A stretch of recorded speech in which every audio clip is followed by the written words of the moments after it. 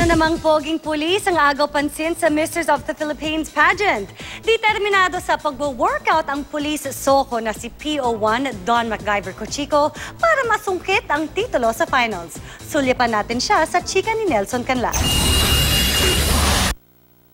Tahimik at simple lang daw ang pamumuhay ni PO1 Don MacGyver Cochico. Maglilimang taon ng pulis Soko si PO1 Cochico kung saan espesyalista siya sa polygraph test. Pero nang maging finalist siya ng Mr. of the Philippines kamakailan, biglang pihit ang kanyang buhay. Biglang dami daw ng kanyang friends at followers sa social media. Masaya rin po, pero at the same time, nagulat ako na ganun po pala yung magiging resulta ng ganun, ng pagsali ko.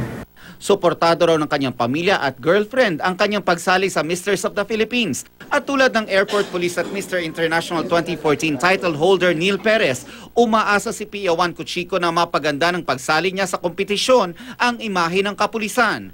Sa September 30 ang finals ng Misters of the Philippines 2015. Gusto ko ipakita na bukod sa pagiging pulis, marami pang ibang kayang gawin. Tsaka parte po yun ng trabaho namin bilang pulis na mag-reach out sa community. Dahil sa pagsali ko po ito, magagawa ko po yung paraan na yun na makapag-reach out ako sa mga tao sa komunidad.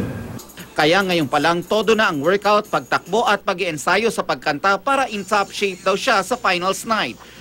Kung papalarin si PO1 Cochico sa Misters of the Philippines Finals Night, siya ang kakatawan sa bansa sa darating na Mr. International 2015. Nelson Canlas updated sa Showbiz Happenings.